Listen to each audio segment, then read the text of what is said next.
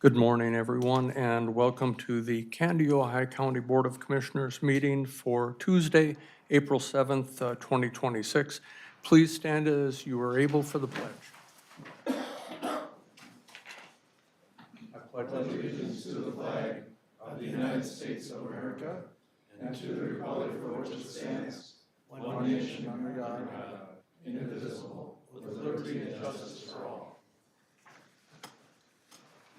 I'd like to thank everyone for being in the room today, as well as those who are joining us on our YouTube channel. First of all, I would request of the board a approval for today's agenda. So moved, Mr. Chair. Commissioner Imdek moves. Is there a second? I'll second that, Mr. Chair. Commissioner Dwayne Anderson seconds. Any discussion? Hearing none, all in favor, say aye. Aye. All opposed? That motion passes. We next have the consent agenda. These are the typical non-controversial action items that we take. This includes approval of the March 17, 2026 County Board legal minutes, approval of the auditor's warrants and claims, and the 8th Judicial District lease renewal agreement. Do any commissioners wish to pull any of these items from the consent agenda? Hearing none, then I'll accept a motion to approve the consent agenda. Mr. Chair, also moved. Commissioner Dale Anderson moves. Is there a second? I'll second that, Mr. Chair. Commissioner Berg seconds. Discussion. Hearing none, all in favor say aye. Aye. All opposed? That motion passes. At this time, we will enter into a public hearing in regard to a slow, no-wake zone ordinance public hearing, and we'll ask our administrator, Kelsey Baker, to present on this. Kelsey, good morning. Good morning, Commissioners. Kelsey Baker, Candido County Administrator. In your packets today, it is a request to have a public hearing for the slow no wake ordinance for Candido County. The public notice was published the weeks of March 9th, March 16th, and the 23rd. I received one comment in regards to Calhoun Lake. Staff responded to this individual directly with the answers to his questions. The main question was specifically if Calhoun Lake should be included within the ordinance at this time. Staff recommended that we use highly recreational lakes within Candido County. That is why these lakes are listed within the ordinance. Again, this ordinance addresses high water conditions. It does not address types of boats, so wake boats.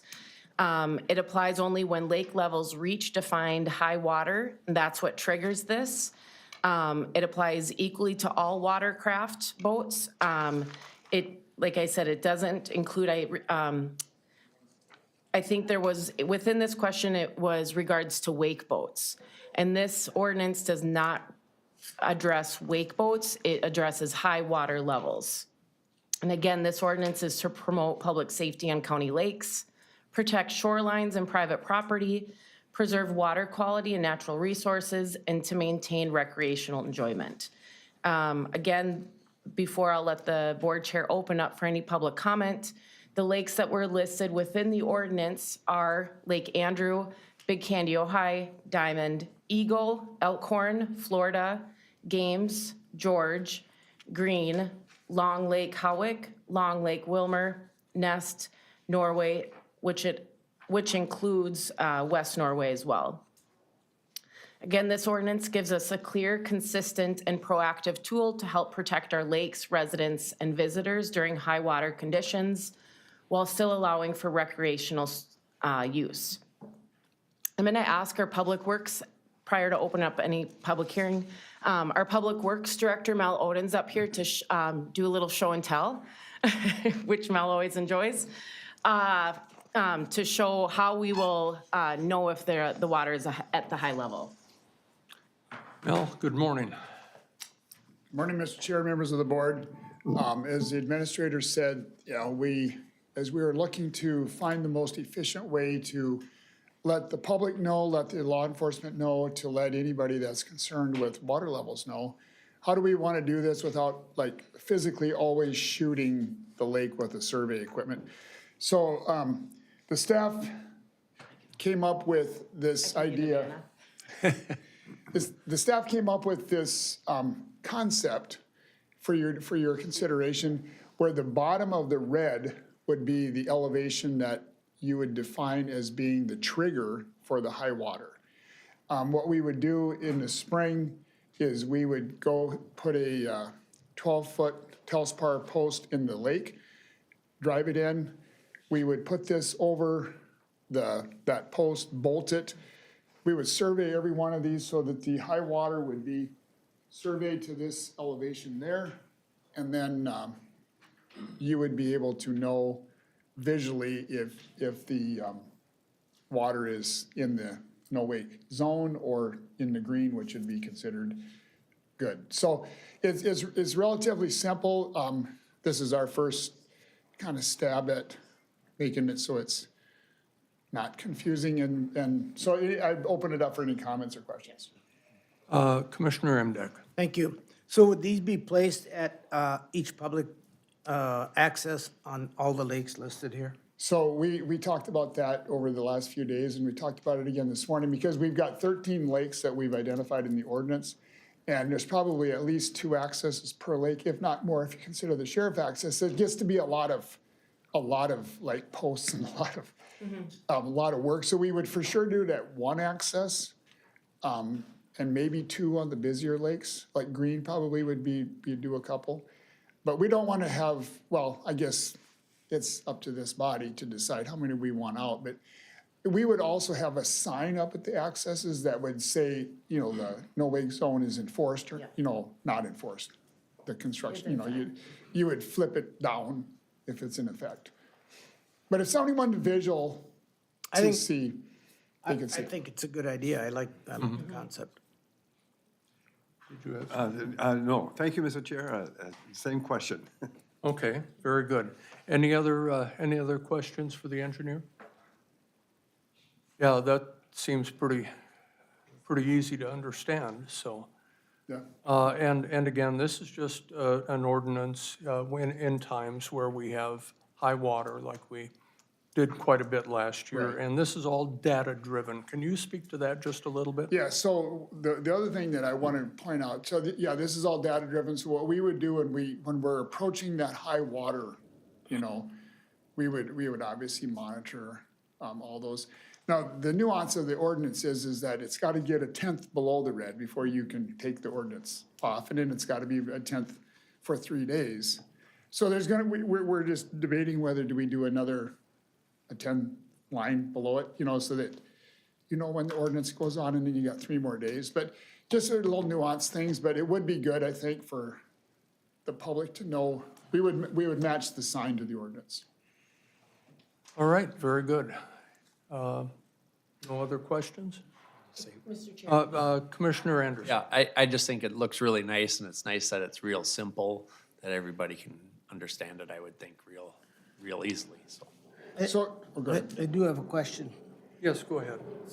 So I think you started to say it, but I don't want to put words in your mouth. Did you say it takes 3 days above the line and 3 days below the line to either? No, once it's triggered, I believe, when it goes above the line. Yeah, But once it goes below the line, it's on for 3 3 more days. days. So Yeah, it doesn't have to be on 3 days before it isn't, no. got it. Now, you know, the question's gonna be like vandalism and all the things like that, and I think we'll live and learn, but this post will be probably 6-8 feet down into the lake bed. You're not gonna be able to drive it down. If you want the high water to come on quicker and you drive it down, that's not gonna work. Never know. All right, very good. Mr. Chair, Kelsey? to maybe answer the data question, we had Austin Hillenbrands, our drainage manager, go through the water levels with the DNR water levels to match that. And so if you were looking the ordinance on this page, that's where it shows the outlet, the water control. That's where you were saying all of that is data-driven. This is all the data-driven. It's not pulling our own numbers. We're verifying with the DNR. And then the restrictions would go in specifically to each lake on the right-hand column. The restriction from shore, I think this was discussed when we did our, the slow no wake resolution last summer. We did 150 feet from shoreline. Like I said, working through this draft ordinance, listening to our constituents, the recommendation was 300 feet from shoreline. I left that in there. And also included within your board packet were all of the lake levels to also show when they went above that, and then all of the maps for each specific lake. And so I will leave you now to open up for public comment. Any final questions for?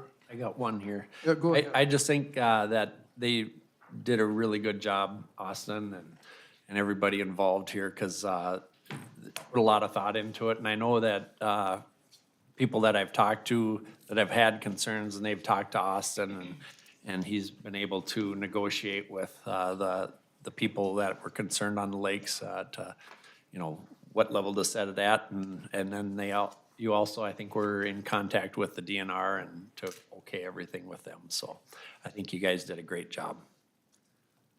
All right, so at this point in time, we are going to open up the public hearing. And first of all, if you wish to speak, we're going to ask you to come up to the microphone up here and pull it close enough to you so that it can be heard, that you can be heard. And then we're going to need you to state your name and address, and then go ahead and present. Comments are limited to 3 minutes each. But at this time, we would request that anyone who wishes to speak from the public, please raise your hand. Okay, yours was first. Come on up.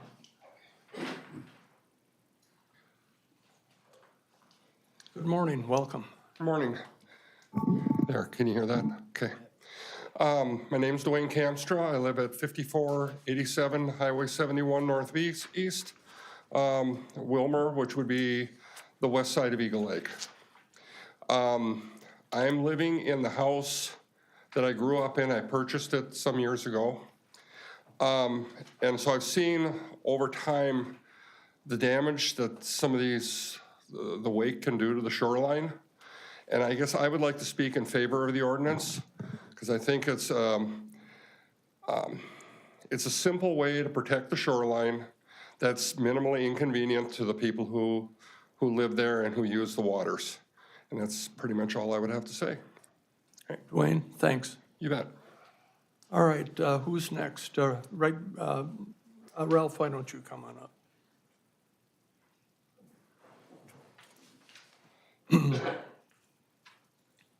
Of course, I'm short. I have to adjust it a little bit. Good morning. I'm Bob Dickerson. We operate a little business out on Lake Florida. This will be our 102nd year in Kandiyohi County and contributing a lot to the tourism in the county. Proud to say that. I think that we are just on the cusp of this whole problem, because truly the wakes created by the wake boats are not just when there's high water. It's on a daily basis. And so I think the one point that I would make is that maybe we have to look at what we're doing with personal watercraft, about having the footage all the time from the shore, and that we also have to maybe have limits on the hours that they can operate, just like we do with personal watercraft. 9:30 in the morning till an hour before sunset would be real practical. When you think about the noise that they make just operating, let alone the speakers that sometimes look like 50-gallon drums on the side of their boats or on the racks on top, they're very obtrusive. And so I would just like to have you put that in the back of your minds, that I think we're only beginning on the road of this whole thing, but I compliment you on at least starting with the high water. It's all the time, not just high water marks. Thank you. Bob, thank you. I got you mixed up with Ralph over there. All right, and the gentleman behind the sheriff there? Good morning. Morning. Good morning again, I'll say. Tim Gabrielson, president of the Calhoun Lake Association. When we first heard about this ordinance, we held an emergency meeting of the board, And all 6 board members voted unanimously to ask you to include us on this lake ordinance. We're a shallow lake. We're a wildlife and recreational lake, and we're situated right kind of in between County Park 5 and County Park 3. And with both Diamond and Green being on the list, not being on that list, we feel we'd be a target for additional boat activity. And one of our main concerns is we have a great nesting population of loons, which we're already seeing them being impacted at night with the carp fishing, because guys will be going 2, 3, 4, 5 o'clock in the morning out there for fishing carp all night long, and it's kind of been driving the loons away from our lake. So we're looking to reduce the amount of activity on the water, and by being included in this high water resolution, we think that would be great to help protect our shoreline, because Calhoun's a shallow, very sandy lake. We would just ask you to include us. One of our other concerns is, you know, we have the NASCAR Fishing League that comes out on Wednesday nights, and they go 70 miles an hour for 30 seconds to bang up next to our docks and bounce their lures off our boats and off the docks. And so that is, being on this ordinance would help us decrease that type of activity if they have to stop their wake 300 feet away from our shoreline before coming in and hitting the shallow waters. So that's what I'd ask, okay? And just a brief question. You referenced the loons. Yes. And the impact of all of these off-hours disturbances for them. Is that something that you have spoken to the DNR about? We've not gone to that point yet. We have a great relationship with the DNR, with Emily Wolf and things. We just started to notice it last year. One of the members brought it up and kind of been just looking it over. I was kind of in the camp at the beginning that thinking, oh, that might be kind of far-fetched. But last year, you'd have 4 or 5 boats out there at night, from anywhere from 10 o'clock to 2, 3 o'clock in the morning. So kind of keeping an eye on it more this year. With the improved outlet structures that they put in on Calhoun, we kind of feel that that's going to make it easier for rough fish to come upstream and may increase the population of rough fish on Calhoun, but kind of just looking at it right now, kind of keeping an eye on it.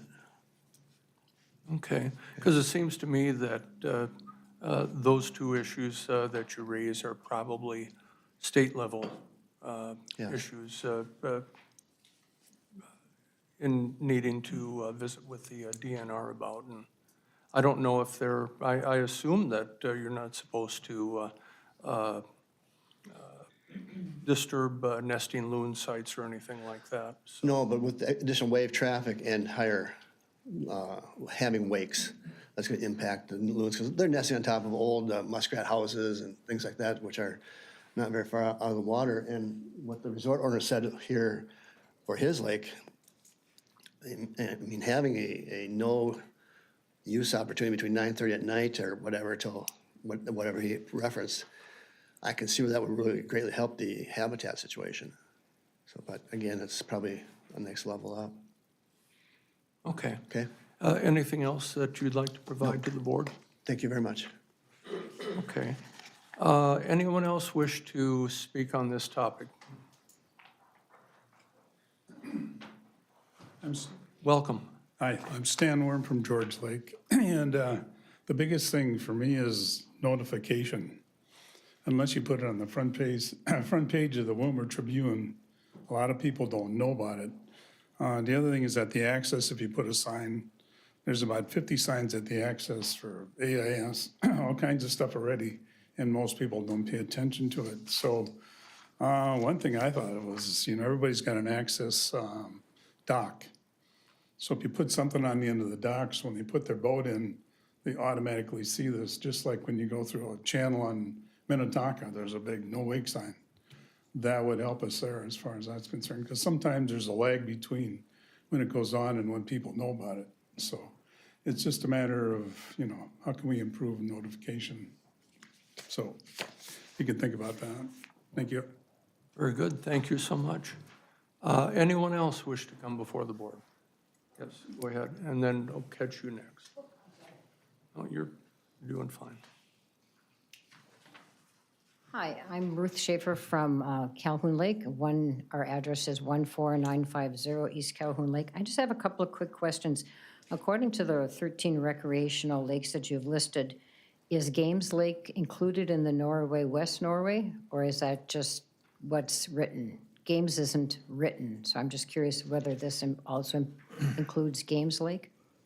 I'll defer to staff on that question. Mr. Chair? Roger, go ahead. On the document we have, it is listed. I thought too that I had seen once before that it was not listed, but it must have been added because it's in our packet. Oh, okay. So the March 3rd document is not the latest draft? The one I have Okay. here, it's right after Lake Florida. Okay. And what document date is that one? For today's meeting, can I? Today's, okay. Yes, Yes, yes. so Yeah, at that when I meeting. checked the website, it wasn't up, so I forgot to do that this morning. Thank you. Correct. For the previous board meeting, it was not separated out. Okay, In conversations more with the DNR on the lake water levels, we did end up separating that out. So in the board packet for the board today, that was sent out last Thursday, Games Lake was specifically called out, and then Norway now just includes the West Norway Channel. okay, thank you. My other question is, I understand that you went with a more highly recreational lakes, which does make sense, and thank you for creating this ordinance. But let's say that Green Lake has the slow no wake ordinance in place. What would it take, what water level would it take for Calhoun to also be listed? If Green is high and stays high, obviously we are downstream from Calhoun, so we would never be listed? Is that what this ordinance would imply? Or does the lake level reach a certain level which would trigger the environmental protection of that lake and streams? To answer that now, or do you want to wait for board discussion? Yeah, let's wait for board discussion on that. Roger, you wanted to? I want clarification on, I think I heard Administrator Breaker saying that West Norway, something about the channel. So both West Norway and Norway are included Yep. under one lake name, Norway. Correct, yep, with that lake level. And I would assume, if I may continue, there, some of the locals refer to middle Norway, kind of a bay between Green or Games and Norway. That's included in this then, yep. Okay. If you would like me to answer that, your Please. question then. The board could decide to include Calhoun Lake, if they so choose. My understanding, and I do not work for the DNR, so I will preface that, my understanding from having conversations with the DNR and our drainage manager, water flows through Calhoun faster than Green Lake because there's more channels leaving Calhoun compared to Green. Green has more channels coming in, but only one going out to Calhoun, which the water levels then rise faster in Green because there's only one outlet going into Calhoun. Whereas in Calhoun, there's more outlets and channels that are leaving, so water flows through Calhoun.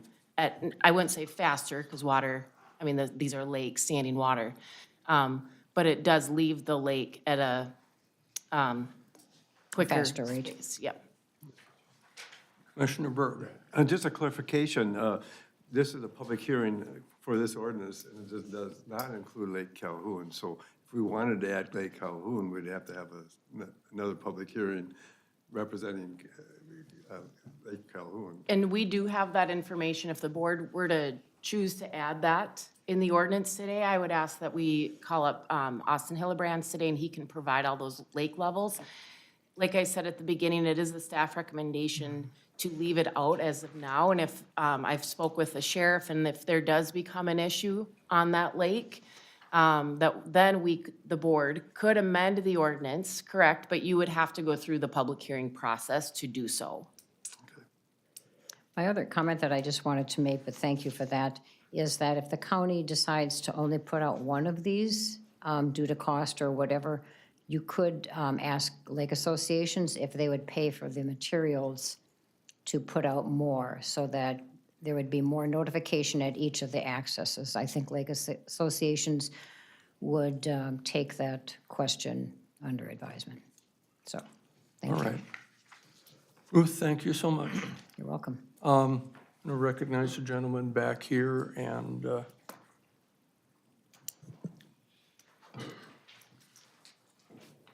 David Good morning. Sietsma, 19,000 First Avenue East, Atwater. I have a question on the numbers.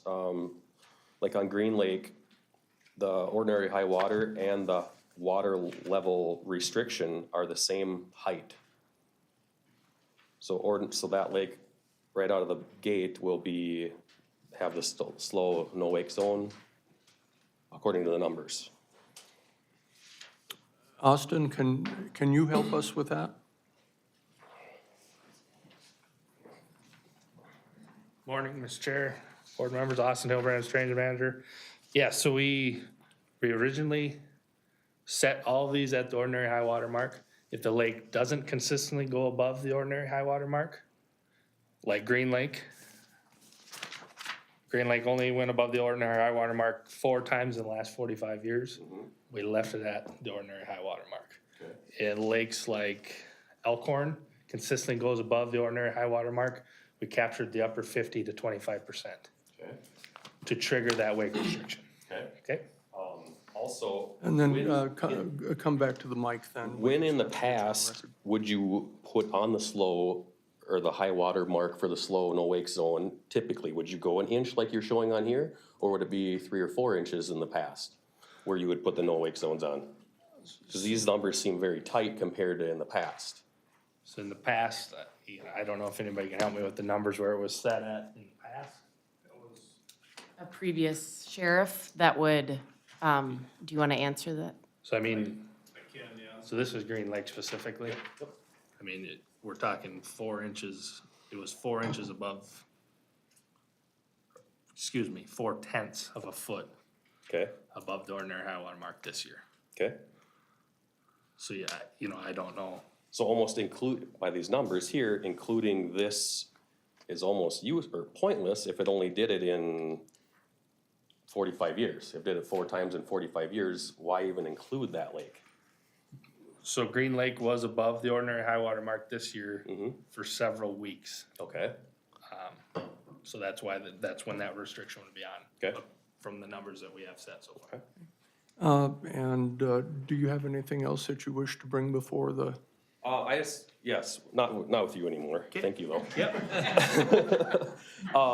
This, yes, it's easy to see and whatnot, but if you only place it at the accesses, anybody living on the lake isn't gonna see it. There's probably more, depending on what lake you're talking about, there'd be more boat traffic from lake owners than there is people coming and using the accesses. So in order for a lake owner to see this, they have to drive across the lake, whether they idle there to check it or they buzz over there and go, oh, shoot, I should have went slow. You'd want to idle first. Mr. Chair, Yes. so that is a point of a discussion that we're having internally, because where is the best spot? Like where on a lake would somebody, where would be the first place you would want to think to check? If it's, it's getting close, let's just go check it quick, right? I mean, that would be, so that's where we want to put it. Yep. We just thought the access is because we can get our excavator down there and drive the post so it's vandal-proof. We're not gonna go out in the middle of a channel somewhere, you know what I mean? So, I would be willing to take input on, I don't have you know what I an answer mean? for you, but Because I'm we just- don't wanna put, we have 13, maybe 14 lakes. And if you put 2, that's 28. It gets to be a lot. I mean, it's not that big a deal probably, but. They'll but never you're- go bad. I mean, PVC will But last. but we would put the post in every spring and take the post out every fall, because you it's would? gonna, it's gonna get damaged with ice. So we would do it, and so this is the first year we'd ever do it, so we'll live and learn and we'll figure it out. But, and so our thought was just do it at an access, because you can see it, it's not gonna, boat's not gonna run into it very quick. Right. We don't wanna put a beacon on it, or we may have to, I don't know, yes. So yeah, we just thought, so if you live on the lake and the water's getting close, let's just go buzz this thing and just see where we are. Okay, That's where we want to put it. okay. And if I could get clarification on when originally you would put the high water mark or the no wake zones on in the past, but otherwise, thank you. All right, and we're going to have the sheriff give us some information here first. Eric Tollefson, Camden County Sheriff. Yeah, probably not a bad idea before I forget. So to answer the question, as far as in the past, prior to an ordinance being in place, it was kind of all over the place, honestly. It basically boiled down to occasionally we'd get recommendations from the DNR. But what you're speaking to was the emergency implementation. So there was no like science or data-driven decisions made. It was, and when you look at throughout the state, the different things that different counties did, it was kind of, that's what's nice about an ordinance, that it actually puts data and numbers to, you know, makes it more, easier to define, so, but. And Eric, I think I remember hearing that in the past, because we didn't have an ordinance, maybe we had some actions in the past happen that were just called, but there really wasn't any authority for even calling those events at that time. Do I remember that Right. correctly? You're right, Commissioner. It was kind of misused, or, it was because when you look at the statute or the DNR rule that allows it, it's, the action is only able to be made by a unit of government, of which I am not. And again, there was really no data. I think a lot of times it was probably driven by public input, pressure from the public and that kind of stuff. So then decisions were just made, and it's kind of all over the place. And we've had these discussions with the other sheriffs throughout the state that have active basins, and it's I think the decision to go forward with an ordinance was to get something a little bit more, more of a solid foundation for enforcement. So, Okay. all right. Any questions for the sheriff while he's up here? All right, then it looks like we have 2-3 now that have already come up that I think wish to add some clarifying remarks. I can give you 1 minute each to do that. Stan Warren from George Lake again. I think if we had a system where you could get out the information to all the lake associations, because I can send it out to everybody on the lake as soon as I get it. We all have channels for that, so I think the AIS board has most of our information, but it'd be nice if every year, if there's a change in boards and things like that, that you would have the information as far as who to contact on every board, on every lake, because that would get the information out just like that. So it'd be pretty easy and not cost you a lot, so thanks. Point well made. Tim? Hi again, Tim Gabrielson, Calhoun Lake. I just wanted to put in a point of some common sense. If Green Lake is at a ordinary high water level mark, it's probably fair to assume that Ness Lake is probably also high. Green's probably about 7,000 acres, and Ness might be about 5,000 acre lake. We're a 640 acre lake. All that water has to come through Calhoun. There are two outlets where one goes under the bridge and one goes through the dam, okay? But most of the water comes through the dam channel. And so when they're high, we're high for a much longer period of time, okay? So that's what I wanted to add. Thanks. Okay, thanks. And Bob, did you wish to add? Again, Bob Dickerson, Lake Florida. Just a clarification, Mel, that might help you in determining. The DNR has water depth gauge readers on most lakes. And my wife has been doing it for 40 years now. We are the ones that report on each lake what the depth is at any given time. We do it on a daily basis, so it'd be very easy for you to pick those spots, or if there's a dam, there's a permanent marker embedded in the concrete at the dam, and that would be one that everybody would be aware of. Mel, did you wish to? Yep. Bob, we did look at that, and there's some, like Diamond Lake, for instance, you can't even get to the dam. So you, other than like kayaking or somehow get there through muck boots. But so we did think of that, because that is, everybody kind of knows where those stream channel gauges are, but some of them are not readily accessible for. Depending on the year. Yep. Okay, and Commissioner Berg, I'm sorry, I forgot to Nope, afford you. again, my questions are answered. Okay, very good. All right, we're still taking public comment, and this gentleman here, and then the gentleman in the back. Hello, my name's Andy Johnson with the Middle Fork River Watershed District. I just like to say, I think this is a great program and a great start, and everything new has its challenges, but it's great to see that, something's kind of being developed around it. All new programs and ordinances are kind of hard to maintain and everything at first. However, it is just a good learning and kind of stepping stone, knowing that we're learning about the new, boats, high water marks, all the other organizations and even the county SCBCDs all put in a lot of money trying to kind of maintain the water. And everybody does a great job and staff here does a great job, but it's kind of just learning from experience and knowing, where can we go in the future to thinking, it's kind of counterintuitive to kind of allow sometimes at low lakes or shallower lakes, high power boats to kind of go through and kind of churn up the water with nutrients. At the same time, the county is spending lots of money in grant match fund dollars to try to stop nutrients at the same time. So it's kind of just a little learning program. I think it's a great start, and I just hope to see it improve in the future. So, thank you. All right, Andy, thank you so much. And then the gentleman in the back here. Good morning, just need your name and address. My name is Lee Broderius. I live in Glencoe. We have a family cabin on Diamond for the last 50 years. And yeah, it's the information. I like everyone's ideas. That's why I came we'll have any given weekend. The only thing we have on the lake is a pontoon, but we have family members that bring up boats or jet skis. And to find the information, we'll go into the, Google Candy County Sheriff. We have a Diamond Lake Facebook, we'll go looking, but it somewhat determines, are we gonna come up for the weekend or not? So it would be nice to have a spot to know in advance. What are the wake levels? Are we coming up just to have lunch and cruise on the pontoon, or are we gonna bring up toys? And then the other one is how to share it. It would be nice.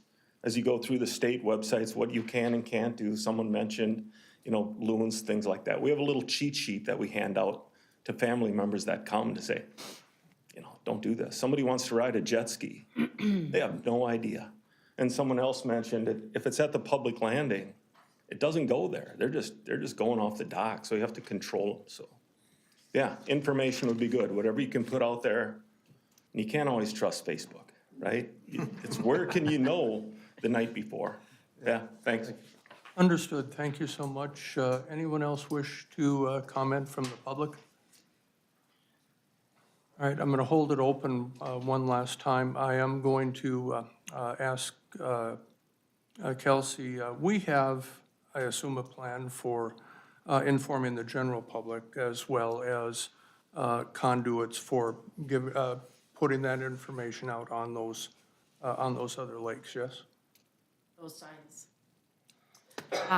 We'll work on the notification, but in talking with other counties that have ordinances, with the large amount of basins that we have, it's gonna be going off those signs as the responsibility of boat owners, property owners, lake owners, things like that. I think as everybody has said today, we will probably learn a lot from this, and we will maybe change and modify things on our notifications and communications prior to that. But based off how our ordinance is written, each lake level is different, so it's not going to encompass all of the lakes that are listed within the ordinance. And I think where staff, and I hope the board was really coming in at, is we are a county for tourism, recreational use, and we also are a county of natural resources in our environment, and so we're trying to meet both those needs. And so we felt that this was the best place for this ordinance to call out each lake specifically for those lake levels. And then it will be up to the property owners and the boat owners and the recreational individuals that are going on the lakes within Candiac County that are listed within the ordinance to pay attention and to go and look at if there are high water levels.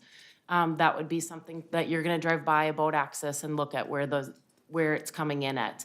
I think we all know last year, the commissioners, you all were getting tons of calls regarding high water levels with the rain levels that we did get. As responsible boat owners, property owners, you would know to go look at that, that sign to see where the levels are coming in at. But for notifications, sending out on to lake associations and Facebook, social media, things like that, that is something that we are not going to do right off the bat. But I think let's get through this first season, see what happens, see what feedback we hear, and we can always make modifications and changes moving forward. Commissioner Dale Anderson. Just piggybacking to what Kelsey said, I think that's where the lake associations come into effect on this, is that somebody from the lake association should be watching this mark and then sending that information out to everybody on the lake, because that's the easiest way to really get that information out. Like Ruth said, you guys all have the addresses and probably a way to contact most of the people on the lake, and maybe that's a way that would help everybody to get that notification, so. All right, thank you for that. So final call for anyone from the public who wishes to comment during the public hearing. Bob, I'll give you 30 30 seconds is all I need. Just a reminder to everybody that the Soil and Water Conservation District here is having a meeting, and Ruth, do you have, I didn't bring my postcard, I don't remember what the date is. May 5th at Little Crow Event Center. Okay, you got it. And I would encourage you all to come to that if you're available, because there's great research from the University of Minnesota that shows exactly how the high-speed heavy boats, the wakeboard boats, disturb the bottom of the lakes and stuff. It should be a very important event. Thank you. All right, thank you for that, and that's it. No one else from the public to add anything? Then we will close the public hearing, and we will bring the matter before the board. Commissioner Imdeck. I didn't see an action item for dealing with this today. I think we don't need have to go on a different. It can go on the next agenda. Oh, okay. But we can still, do we want to provide an opportunity for comment amongst the board members at this time? I think we should just move on with the meeting and do that when it's on the agenda. Have our debate and our discussion when it's on the agenda.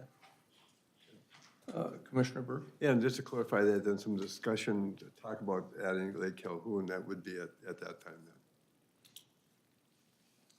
All right, I understand what you're getting at. That's fine. We would then take this up at our next meeting as an action item. Okay. Is that the consensus of the board? All right, very good. Well, I think we have some information that we need to gather and talk to our staffs, and hopefully we can get you some other clarifications as we go through this. I want to thank you all for coming to this public hearing and for providing that input.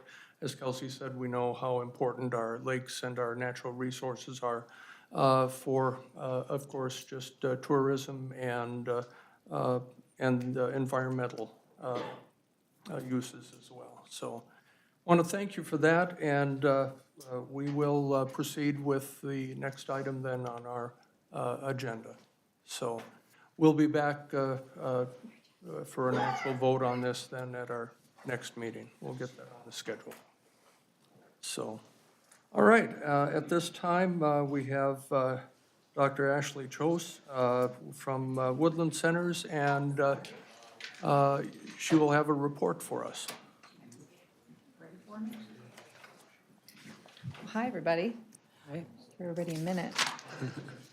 Thank you for having me today. So I am Ashley Chose. I'm the Executive Director at Woodland Centers. We like to come every year and just talk about what we're doing, what's going on in our communities, answer any questions you have about Woodland specific or any mental health substance use issues that you might have questions on. So I did send in some information. Hopefully you all have that in your packet. The first page is really just an overview of who we are, our mission statement, all the things that we do in our community as far as our commitments.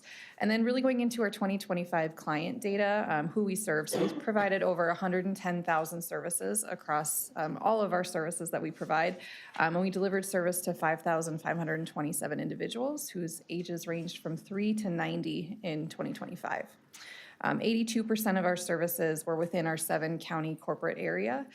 We did deliver services to 72 of our 87 counties in Minnesota. So that's county of financial responsibility. So that might mean these folks are living in our counties, but their county of financial responsibility might be Clay County, but they're living in a group home here.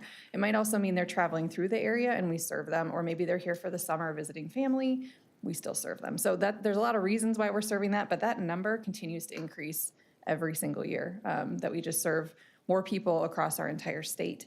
It might also mean that they started getting services with us and then moved for college, but they still get services from us because we can do that now with telehealth. So there's a lot of reasons why that might be, but I thought it was an interesting number.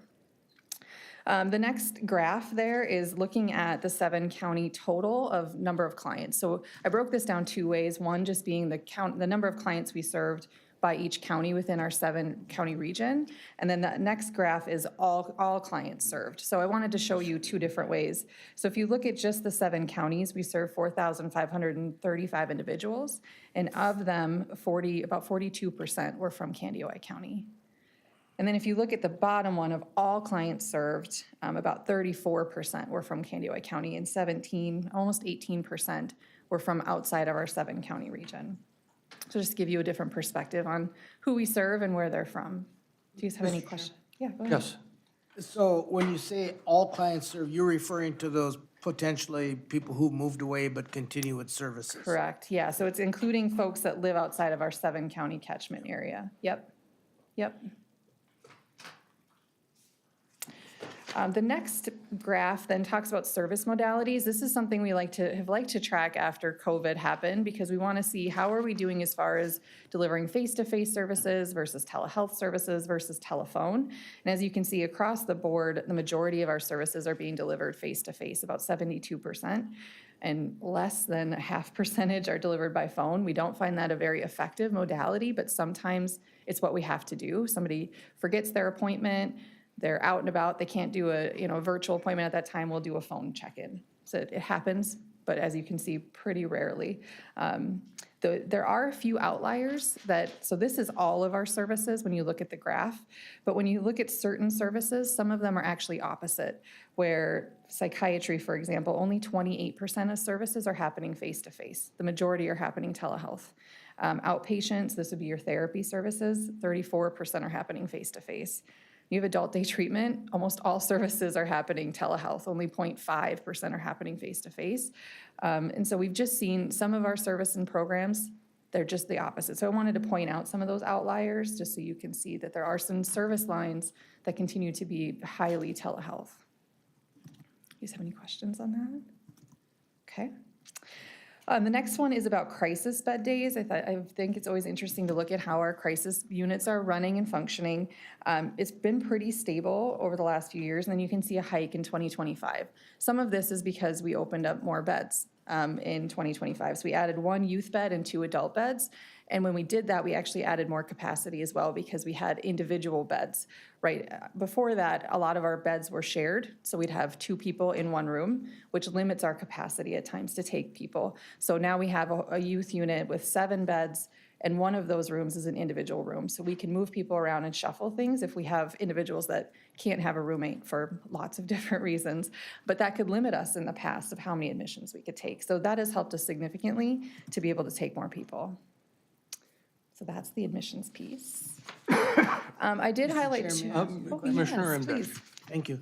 On the crisis bed days by years, I noticed that since COVID, the trend is reversed where there's more adults than there are children being served. Is there an explanation for that? Or is it just because those 2 years were kind of the COVID years where the adults were less than the youth? Yeah, I think those 2 years were a bit of an anomaly. I think part of why the youth beds are always a little bit smaller is because before 2025, we had 3 rooms that could fit up to 6 kids. But at any given time, we might be full at 3 because they were shared rooms. So sometimes we just couldn't have a roommate. And so that limited us a lot on our youth unit. So on our adult unit, we had more individual rooms, so we weren't always full at our capacity of 6, where with the youth side, we might be full at 3 technically because we couldn't have roommates. So I think that's a big part of what happens in the youth unit. Yeah. If we could rebuild, we would do it differently. But we have what we have, and we live with it. Schooling mental health, I just wanted to highlight a little bit of our programs and services as far as schooling to outpatient. So schooling mental health includes therapists, but also skills workers. So it's behavioral health practitioners at a bachelor's level, and then we have the master's level clinicians that work in our schools. And then we also have some licensed alcohol drug counselors working in our school districts as well. But you can see over the years, the number of providers has not increased significantly, but the number of clients served continues to increase every single year, as does the number of services provided. So some of this is we have gotten better about how to discharge clients and move them on to other services. Some of this is we can pull them out of class for 20 minutes, have them have an appointment, and maybe do that a few times a week versus just once a week seeing them, because they might need more care over a course of time. And so you can see the same providers are having those clients, but they might see them more often. And so that's why those services continue to increase. So that's schooling. It's very important. We're in about 15 different districts, providing, I think it was over 50 different buildings, because in each district we might be in different buildings within that district. So it's a very busy instrumental program across our counties. Outpatient, this includes outpatient therapy, group therapy, family therapy services, and this again is provided across all of our different counties. The piece here with the number of providers, it looks like we've almost doubled, but some of this is because we pull in providers from other departments. So for example, a schooling provider in the summer might come and work in outpatient for a little bit because they're a little bit slower. So those provider numbers can include other providers from other departments at times. So I just wanted to show you the number of providers that we have in that program. And then the next graph shows you the number of services that we do every year. So as you can see, 2020 was a very busy year for us. Unfortunately, when bad things are happening in the world, we tend to get busier. And so 2020 being a year of COVID, our outpatient program was out of control. We just had so many services happening. And then the orange bars there excuse me, are the number of comp evals or diagnostic assessments. It's what people need to do to get in our door. So as you can see, in 2022, we had the most comp evals we've ever done. Part of that is because we started as a CCBHC. Every client needed a new comp eval. So that year was a very busy year for that.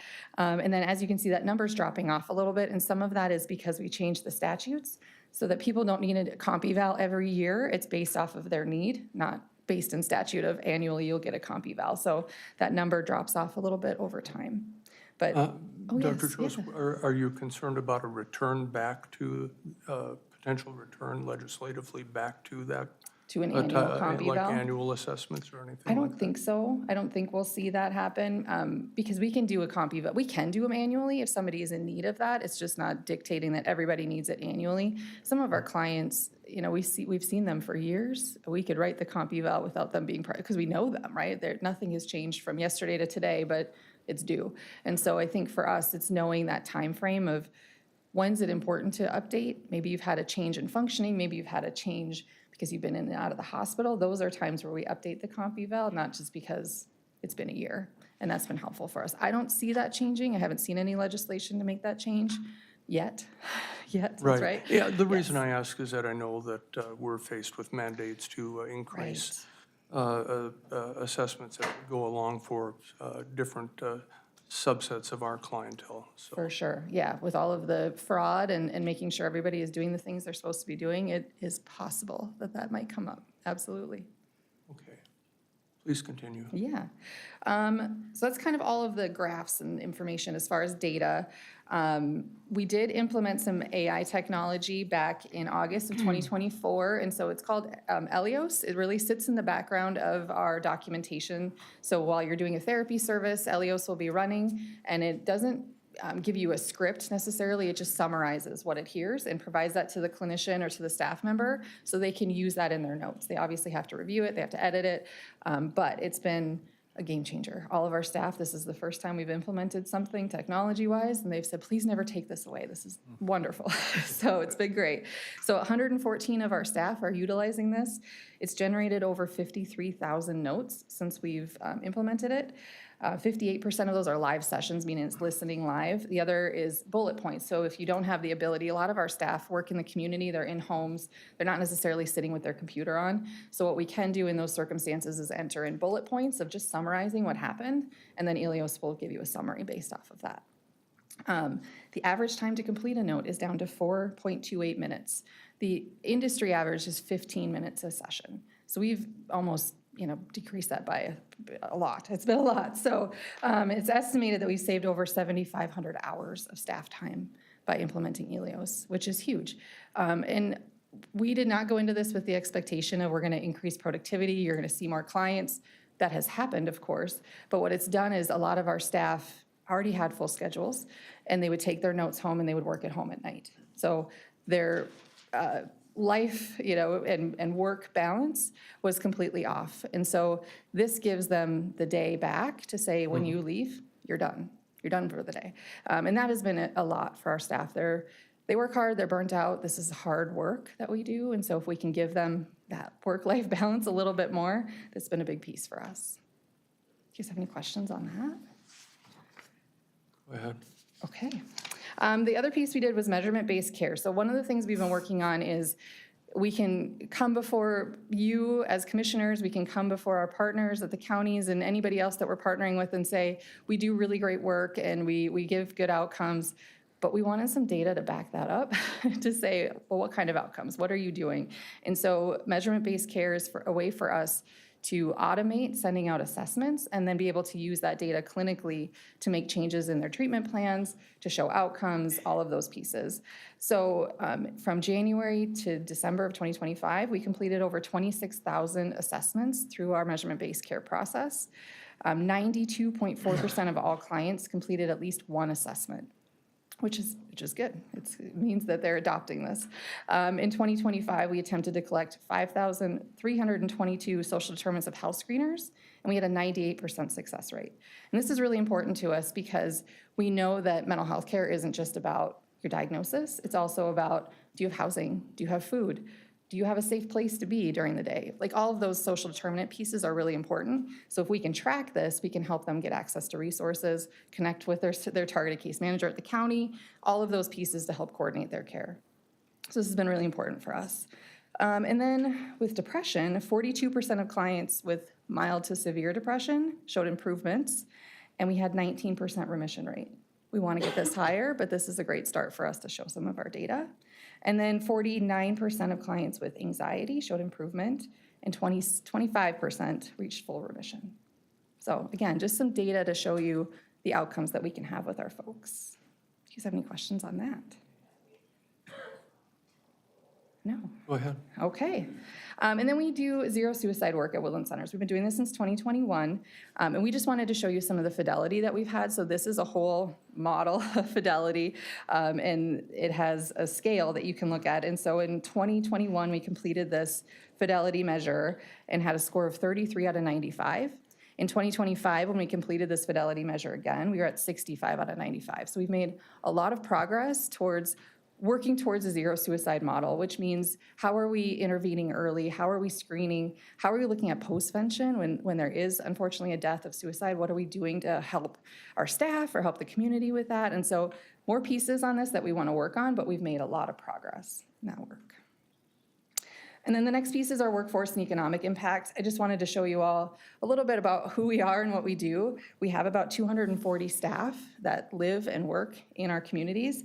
And of our $27 million budget, $13.5 million is invested in salaries, going right back into our community, and then $5.7 million in benefits. So again, it's us investing in all of you, in our community. And then, community impact and outreach. One of the cool things that we do is we partner with the Stingers. And I don't know if any of you brought this forward. I know some of our board members brought this forward to the county boards, but maybe not. So we do the backpack program with the Stingers, and we get to advertise essentially with them. And I do have data on the schools, if I can read it. Let's see, Wilmer schools.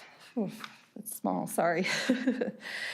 So last year in the Stingers program, we had all 3 elementary schools, and it was about 500 students from Wilmer that participated in the Stingers program. So essentially, they get these little reading certificates. If you've had kids in school, you'll have our Woodlands information on your fridge for about 4 weeks. And then they get to bring home a backpack if they win the backpack. And it's just really a great partnership with the Stingers to advertise about mental health, get information to the families about Woodland Centers, and it's a really good opportunity. So again, just another thing that we're doing. And then in 2026, so we are partnering with our counties to do some messaging around May's Mental Health Month. And then we are starting a new project with AI. We have Videra coming in. We are very close to testing this with our staff, but it will be part of our comp eval process. So essentially, somebody can call in and start their diagnostic assessment with an AI bot. So we're testing it out. We're gonna just see how this goes as a pilot project. But it's pretty exciting for us because it's a lot of staff time, resources, and honestly, our model doesn't work for everybody. And so if we can use some AI to make it more efficient, then we feel like we can get more people in our doors. That's what I have for you today. It's a lot of information, a lot of me talking. Do you guys have any questions about Woodlands, about anything I've talked about, mental health in general? Commissioner Dwayne Anderson and then Commissioner Emdek. Okay, yeah, so if somebody thinks they gotta come in or whatever, do they just stop in or do they give you a call first? I mean, how do they get a hold of you? Either way, you can always call us, and we can walk through the intake process. Usually we have same-day assessments available, so if you want to be seen today, we can get you seen today. Part of our process is we always screen folks. So if you call in or you walk in, we're going to ask you some questions just to make sure that you're safe. And if we can't get you an assessment that day, we might have you see our mobile crisis team or walk into our urgent care, which is right here in Wilmer. You can walk in anytime during the day from 8 to 4, and we will see you for urgent care. So any of those ways work. All right, well, thanks. Absolutely. I think you guys provide a great service for our community. So Thank you. great thing that you come here and give your presentation. There's a lot of information there to absorb. There's a lot. There's a lot. Commissioner Emdek and then Commissioner Berg. Thank you, Dr. Chose and Mr. Chair. I didn't have a question. I just wanted to make a comment about these critical services that you provide, not only for Candioi County, but I know that you reach a fairly large region, and we're really fortunate to have that available to us. In some communities, they have to travel a lot further distances, number one, and number two, they have to depend on teleservice to get their care, and so we're really fortunate to have Woodland Centers in the area. Thank you. Thank you. Commissioner Berg. Thank you, Mr. Chair. I just can't emphasize more that how important Woodland Centers is, but not only Woodland Centers, but all the other services we have in our community. We're a regional center for healthcare, and mental health is a big part of that. And as we hear the governor talking about regionalizing services and changing things and so forth, I think it's really important for Candioi County, you know, that we do recognize that we do that already through our different relationships with all the different providers in our community, with joint powers, with the nonprofits and so forth. And I just can't picture of the thousands of people that are being served for mental health having to drive. Probably the closest would be at St. Cloud or go down to the Twin Cities, you know, and dealing with the rush hours, for deal with some of these things that's being dealt locally. And also, I'm so glad you put in this presentation about the financial impact too. That's huge. That is very huge.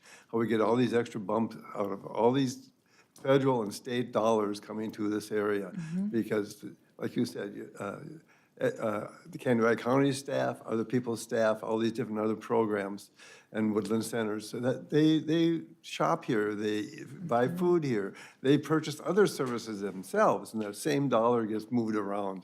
But I just want to say we're really lucky that we have an area, a region that does have a lot of resources, even though we keep finding big gaps in those services, and we work really hard to keep trying to work collaboratively to provide these services. So I was really, I appreciate seeing all these numbers. It's a lot of numbers. Put together. Good presentation. Thank you. Commissioner Dale Anderson. Go ahead. Well, I think everybody said everything, but, no, I just want to thank you for presenting this. It's always fun to see what's going on. And I think I piggyback to what Corky said. The biggest thing is that we do have a place that's, for me, 20 miles away if something happens in our local area that they can get help.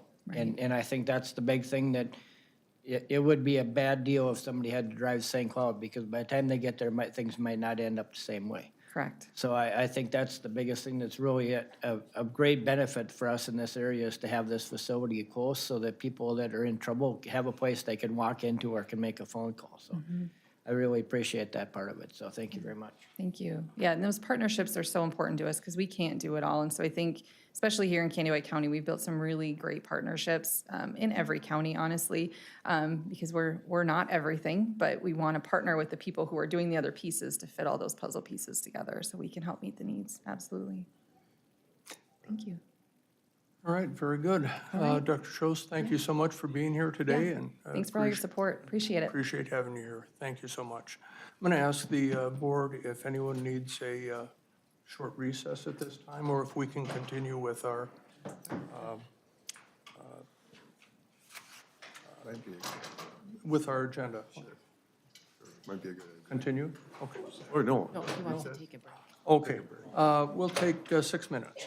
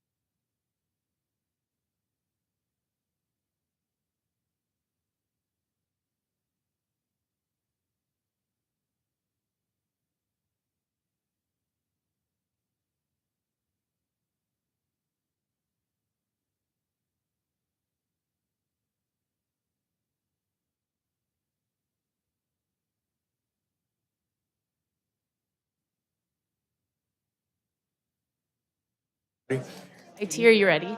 Yep.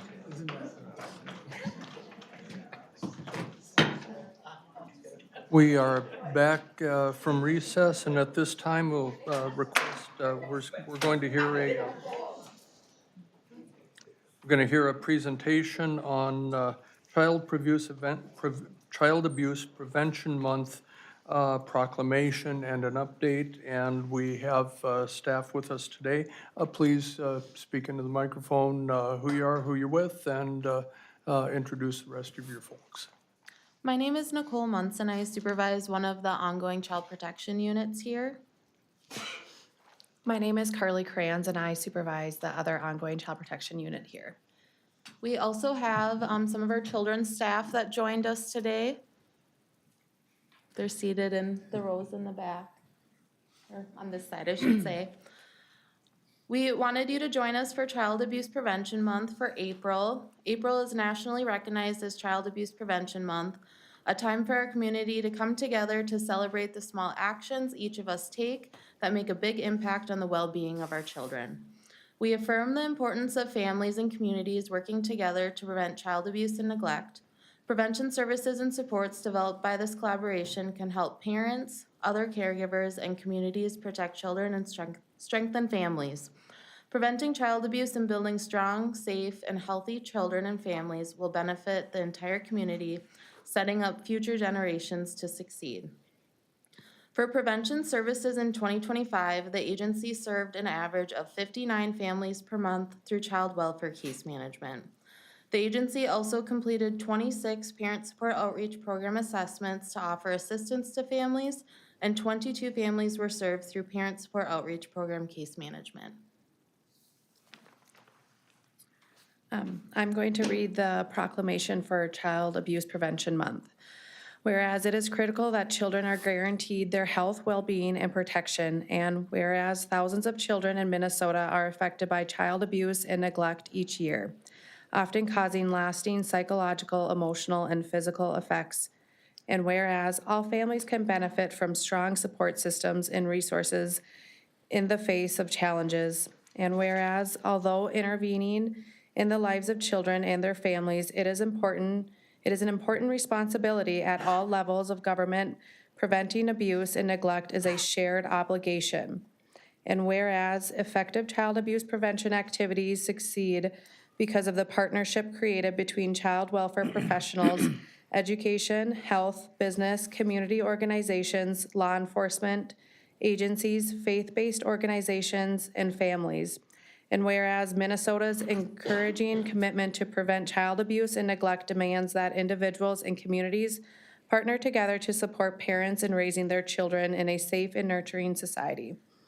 Now, therefore, the Candido County Board of Commissioners do hereby proclaim April as Candido County Child Abuse Prevention Month and urges all citizens to join in to promote the safety and well-being of all children and families, to recognize the child welfare professions and allies whose work tirelessly to protect our children. Let us also honor the strength and resilience of survivors of child abuse. Thank you for that, and do you have anything else you wish to present on this? No? All right, then I'll ask the board, would anyone like to move the resolution proclaiming Child Abuse Prevention Month in Candido High County? Mr. Chair, I'd be more than happy to make that motion. Commissioner Berg so moves. Is there a second? I'll second that, Mr. Chair. Commissioner Dwayne Anderson seconds. Any discussion? The work that you do to keep our kids safe is oftentimes behind the scenes and unnoticed, and it does not go unnoticed up here. We thank you for everything that you do to help anyone who is being impacted by the adverse effects of mental and physical child abuse as well. So with that, any other comments? All those in favor of the proclamation signify by saying aye. Aye. All opposed? That passes. Thank you so much. And ask that you folks hang on for just a couple minutes. And while we have our folks from Public Health, Jody, come on up, and we're also going to talk about National Public Health Week. Good morning, Jody Emmerman. I am the Public Health Manager. And with me this morning, I have some of our public health staff, and I will have them stand up and introduce themselves and the area that they work in. So starting with Patty. I am Patty Johnson. I am our community health supervisor. Part of that, I oversee our SHIP program, our child and teen checkups, our cannabis substance use prevention grant, and as well as our foundational grant. I also have our bilingual support staff and for office staff underneath that. So thank you. My name is Noemi Flores. I'm the Communications and Outreach Coordinator. I may help with the Facebook, Child Teen Checkup, and the WIC department. And I'm Shannon Templer, public health nurse, and I do family home visiting. Brandy Groff. I'm a nurse on the Disease Prevention and Control team, the immunization coordinator, and the health consultant for a couple of daycares in the county, and help out with WIC. I'm Sarah Ash. I'm one of the support staff, and I just help with various duties around the office and the immunization clinic, and then environmental health, special event permits, and various office duties. Forrest Rice, public health planner. I monitor the CHA stuff and then all things community health data. Rita Laughlin, I've been a public health for a few years. I work now basically in the disease prevention team. I also do some work with the Prairie Lakes Youth Program. And basically my main role is the intake nurse. Chris Wenish, I supervise the disease prevention and control team, environmental health program, and emergency preparedness program. And I'm Brittany Schmaltz. I'm our community health strategist. I run the SHIP program and help run our new Climate Smart Food Systems Regional Food Coordination for 19 counties. And of course, our director. These as a sign. All right, thank you. So we are celebrating our National Public Health Week this week, and Kaneohe County Public Health is proud to serve our community every day. In 2025, our dedicated team issued 342 special event permits. We issued 193 car seats, made over 1,500 home visits, administered 455 vaccines, and served 18,000 participants through the WIC program. These numbers represent healthier families, safer events, and stronger communities. This week gives us an opportunity to recognize and thank our dedicated staff who show up every day with compassion, professionalism, and a deep commitment to caring for our community. Their work often happens behind the scenes, however, its impact is felt everywhere. Our public health team consists of 27 staff who have a vast range of knowledge and skills, including a registered dietitian, community health strategist, public health planner, community and outreach coordinator, nutritionist, health educator, and a bilingual program support specialist, along with environmental health specialists, accounting specialists, office and program support staff, and our public health nurses. 2025 was a year of transition and growth for us in public health, with 5 new staff starting. This year's theme for Public Health Week is Ready, Set, Action, and we are ready. There is a lot of good work to be done, and our days are full. We are proud of our public health staff, and we are proud to serve the community in Kaneohe County. Thank you for having us this morning, and yeah, we are ready to get going. Thank you. Any questions for Jody? I don't have a question. I just got a comment. You know, it's almost intimidating, and I know everybody says it's intimidating to get to the podium, but it's intimidating to me a little bit to have all you in here as staff. I mean, you guys have, I jokingly Didn't said. bring any sharp object. Yeah. But I jokingly have said probably to a few of you as new staff people, well, you're still here. But you guys really do the hard work and the things that really probably are difficult. I hope there's good days. I know there's really bad days. But really want to thank everybody that's in this room right now for doing the hard work and making this place a better place for our families and our kids. I mean, it's a big deal, and it's become a really big deal in the last few years for all the things that you guys do and put forth the effort of making this a better county. So thank you very much. Anyone else for comments? All right, yes, no? Let's give them a hand and say a big thank you. Okay. Well, I agree. Yeah.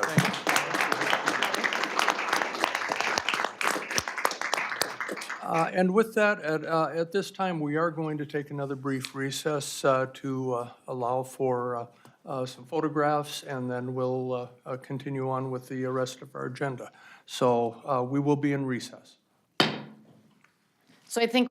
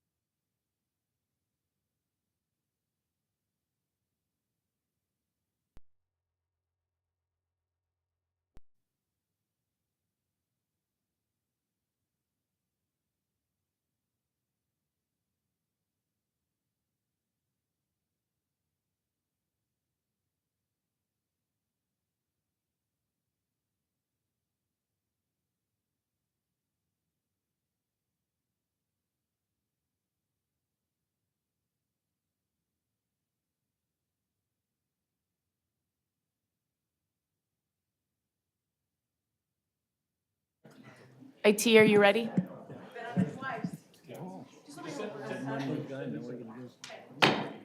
All right, we are back from another recess, and at this time, we would ask Mark Beschen for a presentation on Resolution 2026-20, Candioi County Township broadband deployment. Mark, it's been a while since we've been able to do one of these things. It has. It's I great think to see you here. 2024, I was just thinking the last time I was here, so. Mr. Chair, members of the board, good morning. Mark Beschen, I'm the chair of the EDC's Broadband and Advanced Technology Committee. Today, I come before you with a project requesting some funds. This project is mainly in the area of Savea and Whitefield Township. As you know, or you may know, Minnesota has not funded its border-to-border program. It is out of money, and so we no longer have that resource. However, we were able to identify an area that had sufficient density and close enough to existing infrastructure to make a project happen without asking for a grant from any other place. So this project specifically is with Vibrant or Meeker Co-op in Litchfield. This would serve 52 locations, mainly, again, in the town of Savea, the unincorporated city of Savea, and along County Road 3. As you see in the cost breakdown below, Vibrant is contributing 40%. We've asked everybody to contribute a little bit more because of the state not contributing. So that amount is higher than normal. The county the same way, and the township the same. So we have all the players back. We have the township contributing, the provider contributing, and now we're asking for the county to contribute. In 2024, I came before you and asking to allocate basically the remaining broadband ARPA dollars at $262,528. Today, I come asking for $100,800 of that recommendation of that money to fund this project. That's my presentation. What else can I answer?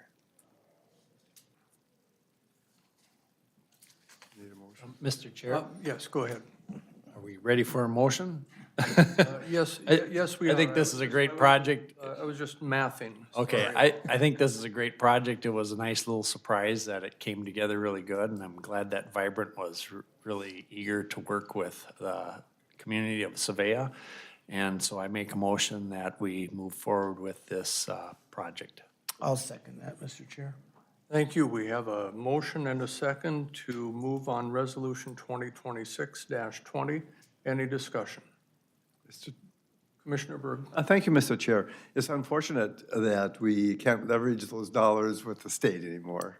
But I'd just like to mention how these are dollars that goes way back to COVID and how the county dedicated millions to this project. We're coming to the end of those dollars. But it sounds like a really good project, and it's exciting to see this still moving forward. I'm not sure what we can do after this, but we got to keep working at it.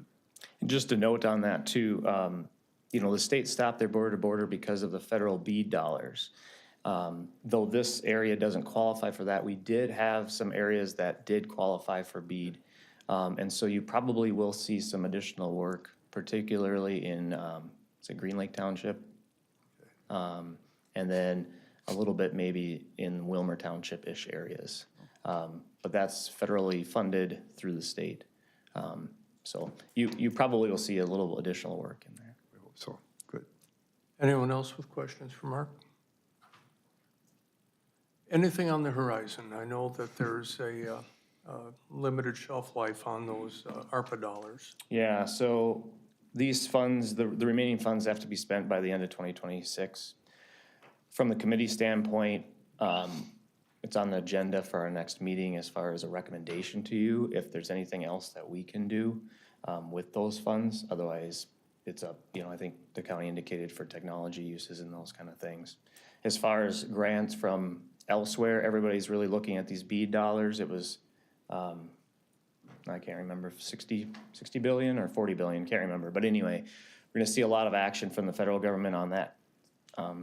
Those dollars, and I think that's the idea in the state, is they're might be concerned with the Office of Broadband Development using the $600 million that was designated for the state of Minnesota.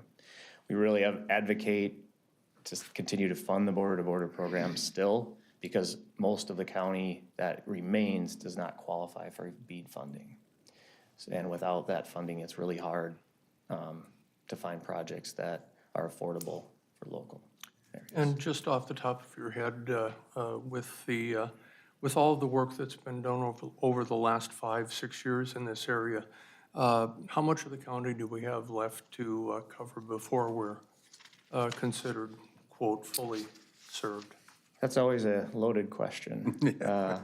I don't know if I said in land area, you know, there's probably a third left-ish, if I was just to guess. But a lot of what is left over is stuff that is kind of last mile type projects, would you say? Potentially. Part of it is we've had, you know, 2 very responsive companies come from both the west and the east and kind of converge in the middle. So we're kind of looking at that middle section that's kind of, you try to keep pushing towards basically the Highway 71 line.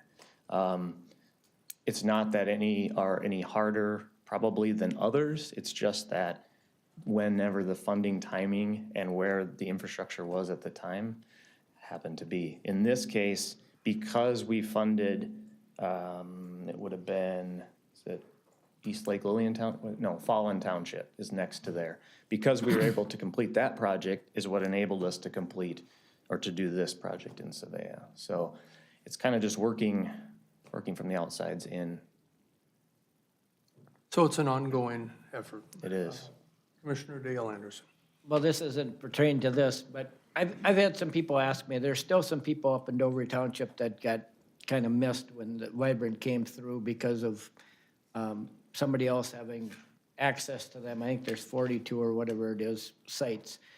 Is there anything that's on the horizon to give them people an opportunity to get hooked up to Vibrant somehow? Or have you heard anything about that? Are they people that already have like Charter or Spectrum service? Well, it was supposed to be put in by them, but it never has been put in either. I guess I'm not aware of that. The only thing is during what separates Dovry from others is because part of Dovry was already served by Charter, we couldn't use state funds. So anybody that was served, even if the line wasn't to their house, we couldn't go for that. However, that's for the line extension. So if Charter is in the road but not to their house, the line extension's the answer for that. Other than that, I guess I'm not aware of any other ones that would have been missed off the top of my head. Okay. But you certainly reach out to the EDC and we can get an answer if there's specific questions. All right. Not a problem. Commissioner Emdek. Thank you. Yeah, those are always going to be the hardest miles, is those last miles. And I really think that as we patiently wait for BEAD to deploy and to be available, I think it was 3 years ago, I was invited to AMC when Senator Smith and Senator Klobuchar and Jim Mondo, the Commissioner of Commerce, were there to announce the BEAD program, yet we've seen nothing of it so far. I continue to hold out hope. But in the meantime, I think we can continue to encourage and consider ourselves as a county how we might be creative about how to find some long-term funding to continue to create these matches that are most likely going to be necessary. And you know, the Vibrants and the Federateds, by the way, Vibrant didn't work in Dover, so just so they don't get thrown under the bus on this. Continue to work with them to get as much additional coverage as possible. And thank you for your work. You've been at this for about 6 years now, or maybe longer. The time really goes by. I appreciate your stick-to-itiveness. Welcome. I thank the committee too, because we've had a very great and active committee that, you know, really started around 1999, 2000. So history goes back very far. So. Commissioner Dwayne Anderson. So to answer Chair Gardner's question about how much we have in the area, or how much has been done or whatever. I have 13 townships and 7 are served. And then there's 6 that still need some, but just about every town is gonna be served after this, except I think the town of Blumkis is, I think, about the only one that, in my district, that won't have any kind of high-speed internet at this time. So, we've made a lot of progress in 6 years, but there's still more to go, so. Yeah, I looked up just, I don't wanna waste the time, but, you know, when I came back in 2024, it was 2,612 locations and brought in over $21 million in infrastructure. So, been very successful, and I think there's only been one grant that we haven't gotten that we applied for. So, it's been a great program, there's no doubt. So, we've been very successful. And just a brief question for Administrator Baker.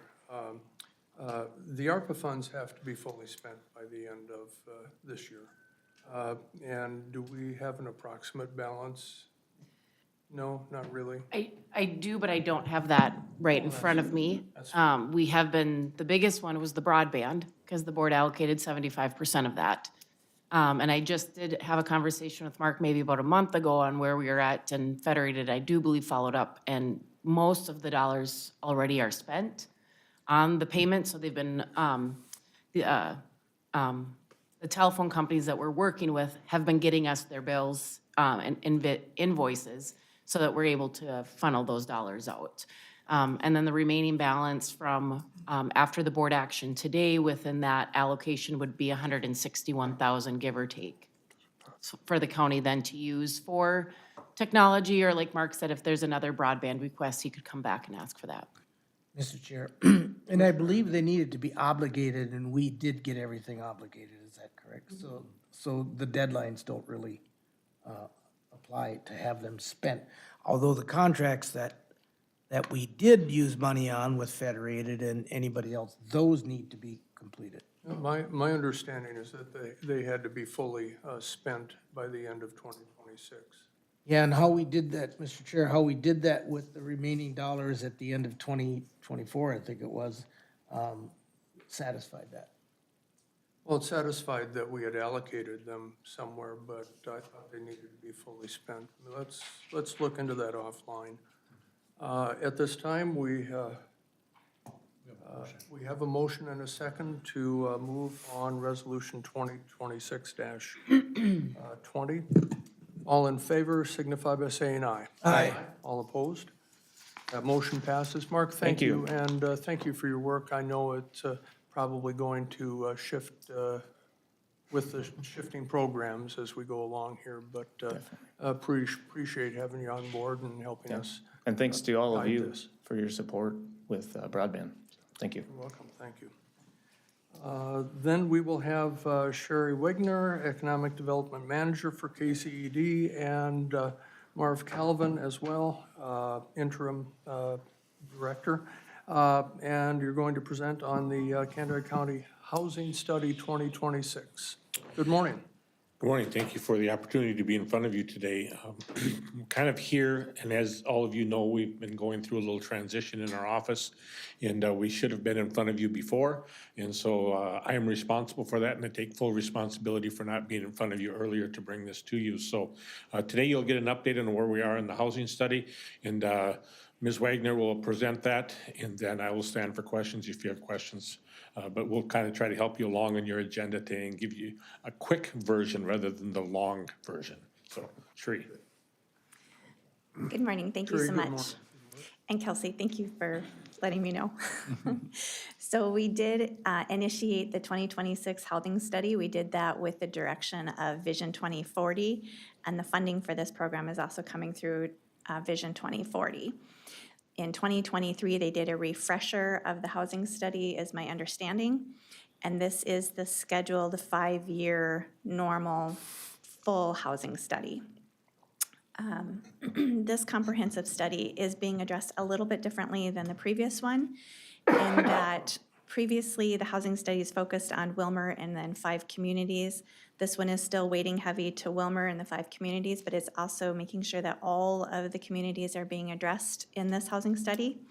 And then each of the communities then will have an info sheet that will give all of the specs about their housing needs looking forward, so that as developers or contractors or construction companies come in, or as we're looking at other economic development pieces, bringing them into the communities, we would know all of the data on each of the communities, and we can help guide these projects based on the needs of those that are coming in and the needs of the communities, and where we feel like we can fulfill those needs through the housing. In addition to that, we did choose to stay with Viewpoint as the company, and the reasoning behind that was they have done it historically, they've done a great job, but by utilizing them, we've also reduced our costs because they don't have to start from scratch. They can use their baseline information and then continue from there. But again, we are diverting a little bit on that this year. We are looking at some priority areas in move-over housing for people who have lived in their homes, paid off their mortgages, don't necessarily need to be in a 5-bedroom house with 2 people, but there's no real incentive for them to move over into a smaller capital gains. There's no financial gains. So we're looking at what are the needs for that, what are the possible solutions for that to do move-over housing, as well as looking at mobility and disability services and what those look like. Candy-Ojai County has a high percentage of people in mobility issues, and making sure that we are incorporating that into the study as far as needs as well. And then looking at different models of housing options, not just the top 3 of single-family, multiple living, or duplexes. And then in addition to that, we were recently at a conference that was talking about the trend being taking a bi-level home, finishing off the top level, selling that so that the cost is less expensive, leaving the bottom level open and available. So as the family grows and moves into their home, they can build it out to fit their needs, and that reduces the overall cost of the building of the homes. And then in addition to that, there's lots of changes and additions on this one, is we're looking at not only a startup home, but a single-family home for the first-time homeowner, but also for the average mean of the employee, and then the cost of somebody who's more established in their careers. So 3 levels of the financing so that we can figure out how to make affordable housing within the county. So what questions may I answer? Commissioner Emden. Thank you very much, and thanks for that information. I'm particularly excited, as you probably are going to anticipate this comment, about the move-over housing. About 10 days ago, I listened to a webinar from he's not a doctor, Ben Winchester from the University of Minnesota Extension, who talks specifically about move-over and moving back demographics. And by move-over, they're talking about people who are living in their homes that are probably struggling to keep the gutters cleaned and the paint on the walls and lawns mowed, who would prefer to have something with less maintenance. About 8 years ago now, the New London EDA, which I serve on, was able to very efficiently move some land to a developer who put in, I think it's 15 units in the west edge of New London, and they were all rented before he even broke ground. There was that much demand for it. And what that does is that opens up the homes of these move-overs for the younger population to buy as a starter home, and a lot of them can put their own sweat equity into improving these homes. Many of them, unfortunately, do need a lot of deferred maintenance, if you will. So I'm really glad to hear about the move-over portion of it. All right, any other questions for Cherie? Last- Is that do you have more? I just say, lastly, we'll be doing about a July will be the first review. So we'll be taking that to 2040 and other stakeholders to review it. And then we expect the finished study to be near year end. And that's all I have. Okay. Any other questions for Cherie? So this is for information only. This will be moving forward. I was glad that selected the a previous firm for all of the reasons that you mentioned. I think it's going to be interesting because the #1 housing issue that was identified in the last study was senior housing. And obviously, if you look around the city of Wilmer now, you've seen a lot of different types of that, but it'll be interesting to see what remains to be done in that area here and throughout the entire county. Also with the city of Wilmer currently working on their new zoning ordinance, and where both you and I sit on that work group. It's going to be interesting to see where they go with some things that are maybe a little out of the box compared to traditional zoning that tends to be at times not inclusive of anything that is, you know, different, shall we say. Used to be that back in the 30s, 40s, into the early 50s, people would build the house they could afford at that time, but have a design where they could add on to it, or they just simply didn't need as many square feet. Well, today's trend has been to move into all of these larger footprint and so many different resource demands when you have something like that. And cities struggle to pay for the infrastructure they already have. So it'll be really interesting to see where their development and ultimately the council lands on in terms of that ordinance. But of course, it's nice to be able to be a small part of that. I know Commissioner Berg was a part of the group that looked at the comprehensive plan, and so you know, more to come, and this will be highly informative. I think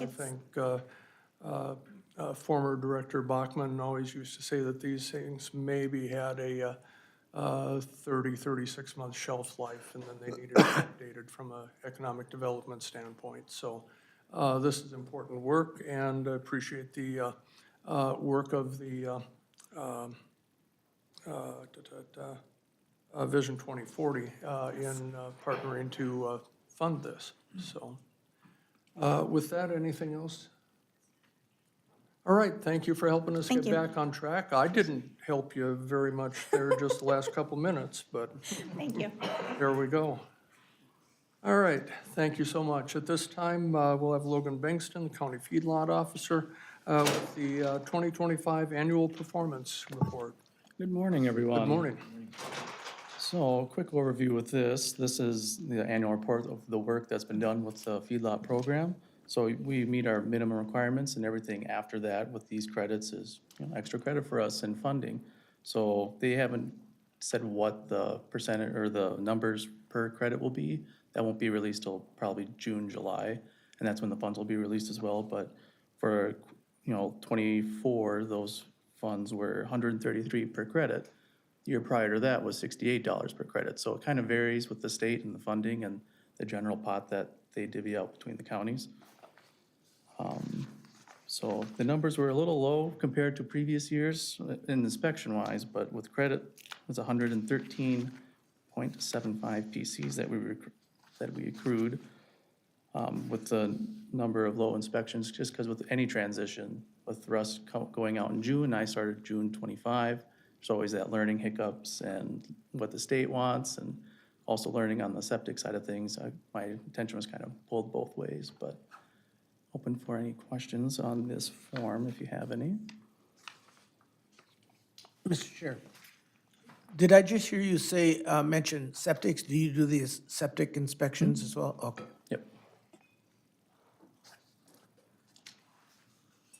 I got a question. Go ahead.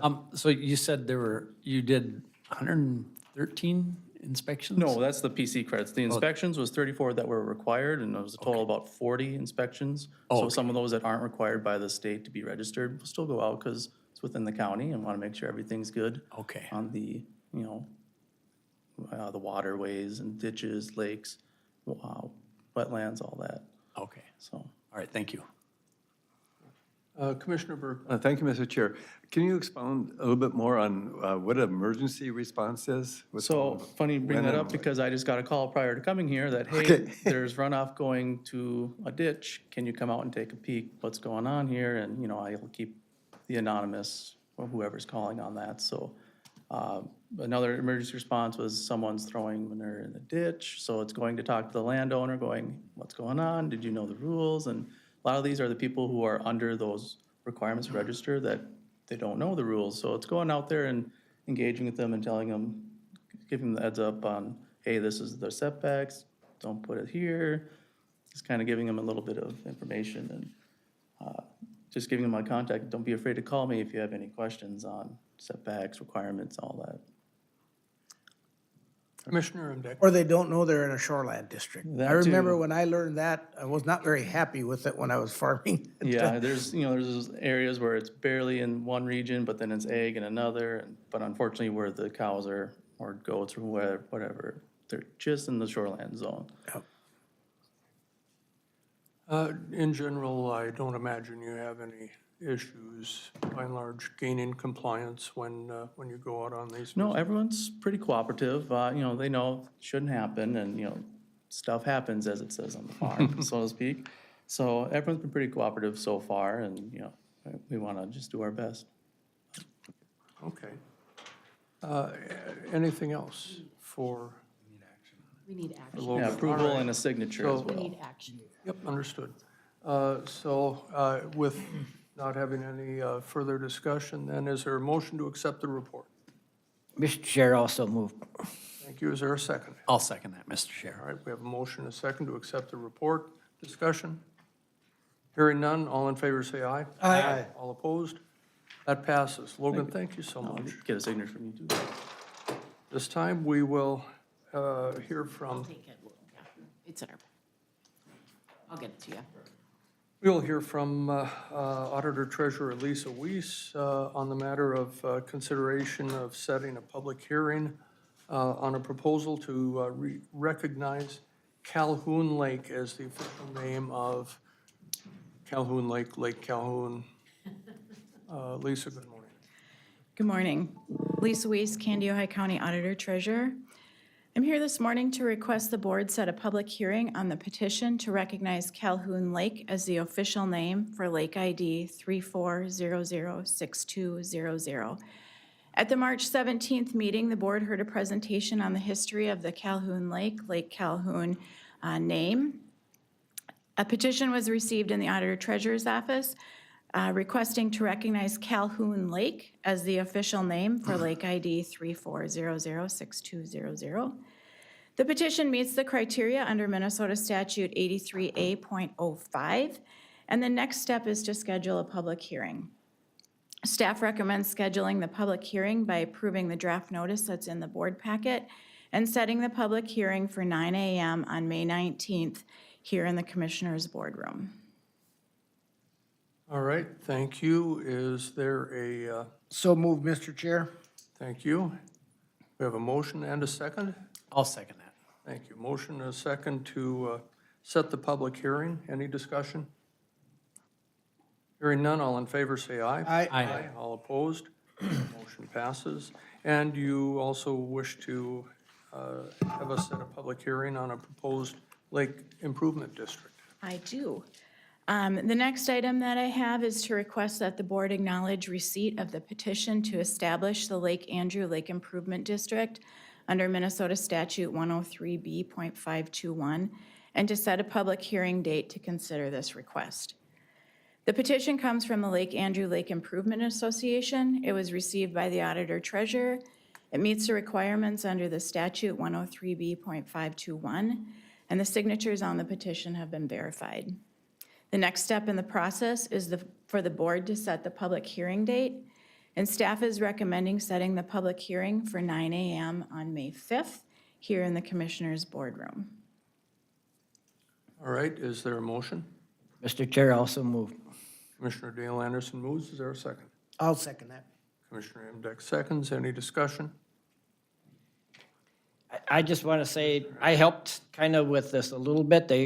this is a new thing, so this has really kind of been groundbreaking, I think, for our county. This has not been done that much, and I want to thank Kelsey and staff for helping out the Lake Association, and thank the Lake Association for all the work they've done on this. I know this wasn't an easy feat to get this put together, so I hope that it has good outcomes, and I hope it takes care of what their needs are for the future. But thanks for everybody that's put a lot of work into this to figure out how to make this work. Anyone else? All right, hearing none, all in favor of setting the public hearing, say aye. Aye. All opposed? That motion passes. Thank you, Thank you. Lisa. And Administrator Baker, we have the matter of the 2027 budget timetable.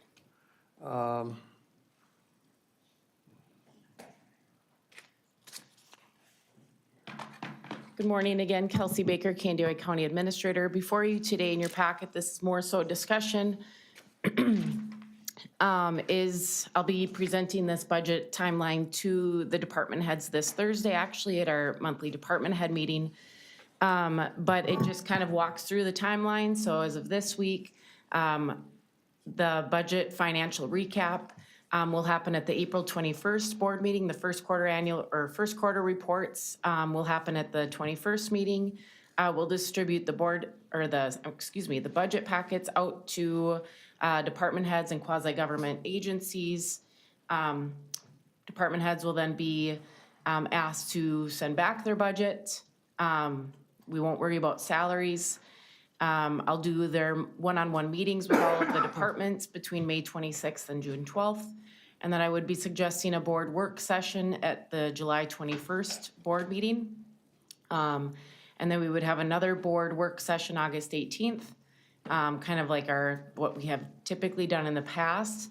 And then at the second meeting in September, the board would then adopt the preliminary budget and so forth. And then you see at the Tuesday, December 1st, we'd have our truth and taxation. And the second meeting in December on the 15th, the county board would then review and do the final adoption of the budget meeting, the 2027 budget.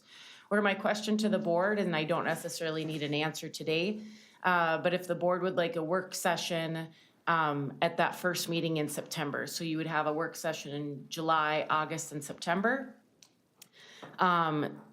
That would be up to you guys, because then if you wanted to call a special board meeting like you had done last year for the 26 budget, that fourth week in September, based off how the dates fall. And so, like I said, if that would be discussed, we could plan accordingly then and set up those meetings, and then I could include that information with the department heads as well when I communicate with them. All right, Commissioner Burke. Oh, thank you, Mr. Chair. I do like your suggestion about September 1st, looking at another work session if needed. And so we have that option kind of in the back of our mind going forward. Okay. And I was going to comment, but I'm so glad you brought that up, that, we can still have as many meetings as we can possibly get to our point. Yep. That we want to accomplish together as a board, that we agree upon a good budget going forward. And I really like that idea about September 1st. I would be asking fellow commissioners if they have any thoughts on something along those lines, having that additional meeting. I think there was maybe a little consternation in the last cycle about, it was maybe felt that this initial timeline did not work out given the circumstances, and wanted to be able to have more information. Commissioner Imdeck? Sure, I think just having a work session prior to, rather than at the same meeting as adopting the preliminary budget would be helpful. Yeah, I agree with you. That's perfectly fine with me. So would we be looking at that first meeting in September? Is that what I heard you to say? If we could schedule that. Okay. Any, as Commissioner Anderson No, that's fine. I'm just looking. That works for you? Yep, that's fine. I see a head nod here. Yeah, let's go ahead and put that one in. I think planning for it now, I think, lends some certainty to the process. And certainly there will be questions that come out of that August 18th work session that should be answered prior to having to set the preliminary budget. So I think it's a great plan, and we will once again look forward to the process. And Kelsey, I think you mentioned to me that you're starting this just a little earlier than as usual, yes? A full month earlier. Okay.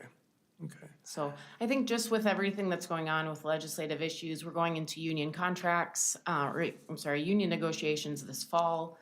So we're hoping to get ahead of a lot of these tough conversations, not only with our legislators, commissioners, and staff. And so I think you can always plan ahead, but there are always things that will come up throughout the process that might slow things up a little bit. So at least if we can be as much as prepared as we can on our end, hopefully that will help the process. All right, sounds great.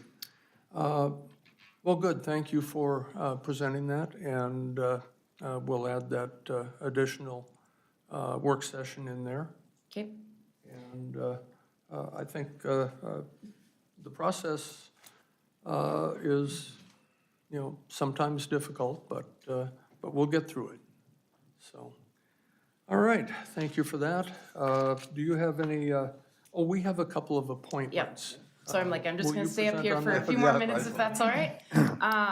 And then we can maybe go back through, because we do have, I'll just go briefly over it.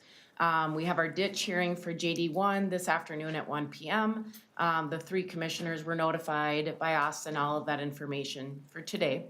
And then Tuesday, April 14th at 5:30 p.m. in the multipurpose room in the Health and Human Services Building for the shotgun rifle discussion, that public hearing. And then we have a public hearing on the 21st at 9 a.m. for Ditch 62 during our regular county board meeting. And then on May 19th, following that board meeting, Community Corrections would like to do a full work session with the board. And then we'll add those other 2 public hearings will be regularly during the board meeting. So those wouldn't go on our calendars as well. The other 2 appointments that I have were for the Middle Fork Crow River Watershed District, the letter of interest. We had 1 submission. This was also public notice in the paper for 3 weeks, met all of the qualifications. We do have Sarah here with us today if the board would like to ask her any questions, but this was the only letter of interest that I received for the opening for the Middle Fork Board. And so my recommendation would be to approve the letter of interest for Sarah Sietsma to be added to this watershed board. Mr. Chair, I would move on the recommendation of Ms. Sietsma for the Middle Fork Crow River Watershed District. Thank you. There's a motion. Is there a second? I'll second it. We have a motion and a second discussion. Commissioner Berg. Thank you, Mr. Chair. I had an opportunity to listen to Ms. Sietsma give a presentation on the Hot Creek project, and she seemed very confident. All right. Anybody else? Commissioner Imbeck. Thank you. Yeah, and I know Ms. Sietsma showed interest the last time there was a seat open, and the incumbent was also interested, and so I thank you for your patience and waiting for the next opportunity, so welcome aboard. Well, I assume we'll vote for her. Well, we'll get to that. Anyone else? Hearing none, all in favor of the recommendation signify by saying aye. Aye. Aye. All opposed? That Now I motion can say passes. welcome aboard. Sarah, thank you and congratulations. Thank you.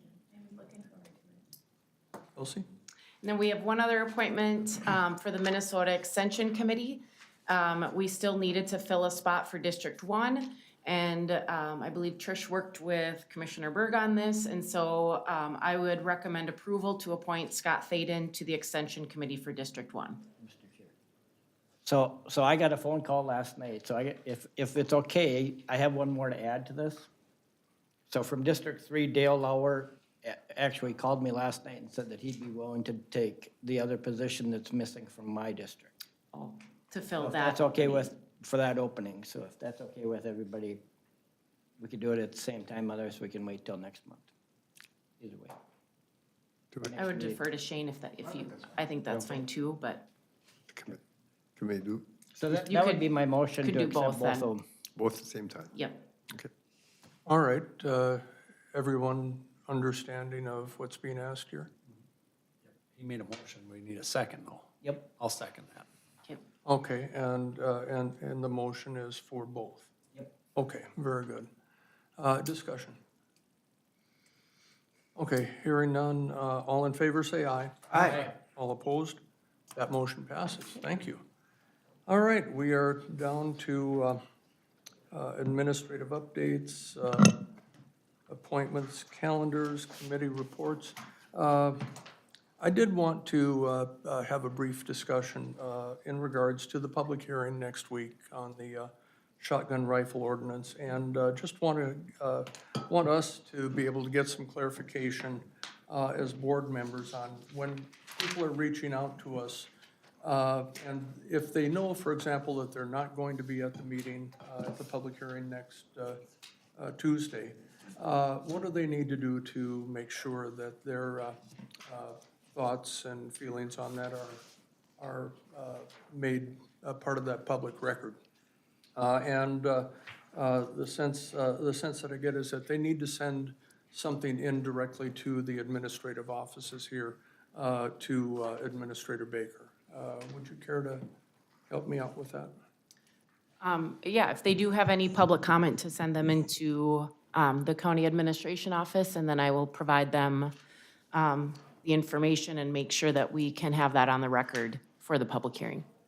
And so then, for those who have reached out to us individually, if there's anyone who you know isn't going to be able to be at that public hearing but wants to make sure that, for example, they have reports that they would like to be part of their presentation, that type of thing, that would be part of the hearing and discussion, so that when we do vote, we will take that into consideration. Commissioner Imbeck. Thank you. I just want to be clear that we as commissioners who will ultimately make the decision, can still use the information that we received via these last couple of months, via emails and phone calls and you name it. I guess my concern is that if, for example, somebody has a report or something that, some source that they're referencing, and I guess I'll ask Shane this question, if that is not part of the public hearing, is that something that we can actually consider in our deliberations? Right, it won't be part of the record that forms the basis of the decision.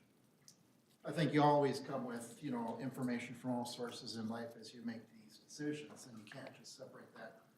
But what would justify the decision is what's in the record. Right, so, okay, so if there's something that somebody feels might be really instrumental in that decision, one way or another, though they should endeavor to make it part of the public record, and then we should be utilizing just what's in the public record, or, no, help me out with that a little bit. Well, I guess that's what I'm saying, is you bring all experiences to life in making any decision, and this would be no different than that.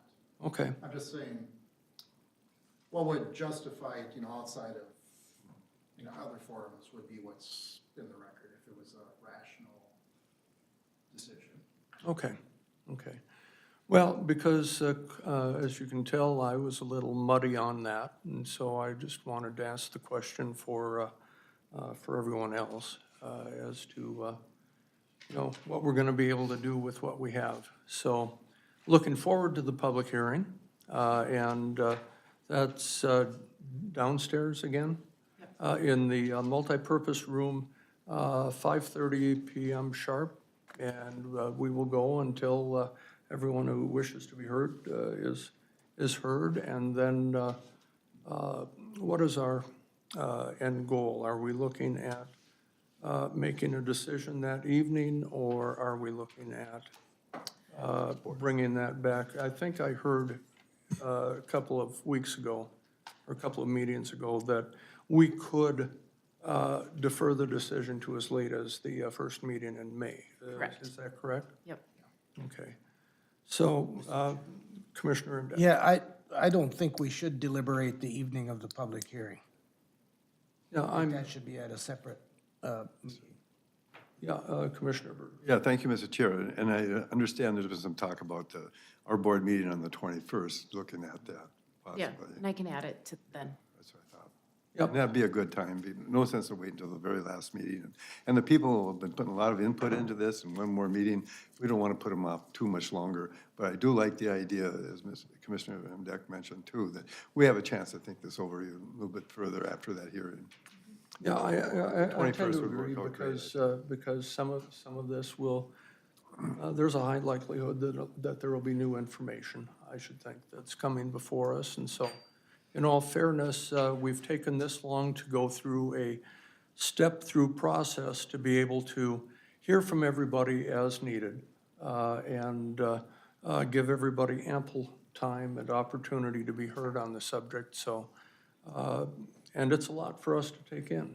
I want to commend my friends on the board who are patient enough to look at this and understand that we're just making sure that we're covering all angles on this. And so appreciate your patience and appreciate your patience with me today. Thank you.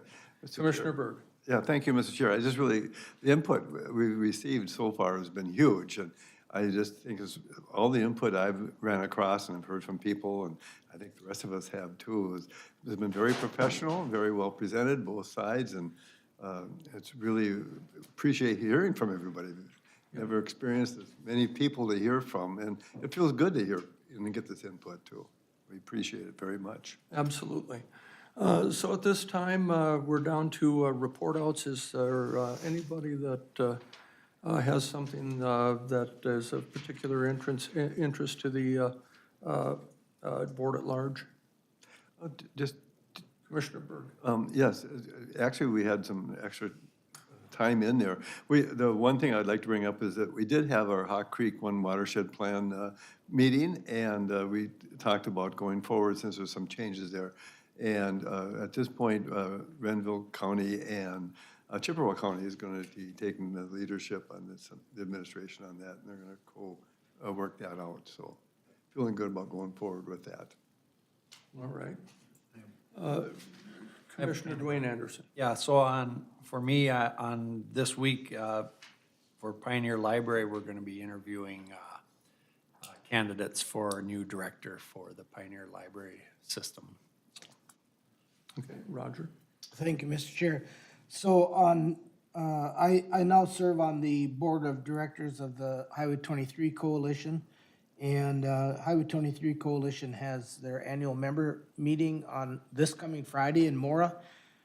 Kaneohe County and the city of Willmar and the very local region here have benefited greatly from the efforts of Highway 23 Coalition. They trying to get the pavement on the 2.5 miles from 71 over to County Road 5, the interchange at New London, the gaps. So we've benefited a lot, and now our new focus is going to be on the northeast end. For anybody who ever goes up to the North Shore and you suffer through north of St. Cloud to I-35, now's your time to put in a good word for the efforts that we could achieve up there. And so I'm invited. We have 3 opportunities to attend without any charge. I go as a member of Three Sisters, so I'm not going to use up one of those. I would encourage staff or board to attend with us. And the other thing I wanted to bring up is the progress of the EDC hiring committee. We had a preliminary meeting to whittle it down to 4 candidates last day before Holy Thursday, whatever the day that was, last Thursday. So the next step is, and I understand all 4 of them have agreed to be interviewed, and so that'll be the next step. And so we're moving through that process, and we have some very good candidates. And then that's all that really I wanted to share with all of you. Commissioner Dwayne Anderson. I just wanted to make, let you guys know that I am running for reelection again here this, next time around, so before I forget that, so. I've enjoyed doing this for 6 years and, or this is my 6th year and, you know, one of the main things that I pushed was, about, getting high-speed internet into our area, and when I first ran, there was nothing, and now we have, you know, everything clicked for me. I mean, everything went my way, but we got 7 townships that have it now, and then I think, well, several of the different towns like Princeburg, Raymond, Candy, Ohio, Atwater, and Lake Lillian have that, and now Savea is gonna get it, so it's really great. And it's just kind of fun to keep pushing our county forward, so. Outstanding, thank you. Commissioner Dale Anderson. Well, yeah, it's kind of crazy. We've actually been off for 3 weeks, which was kind of amazing when I look back. But the one thing I wanted to bring up is me and Steve went to a leadership training up in Brainerd, and it was probably the best one that I've been to.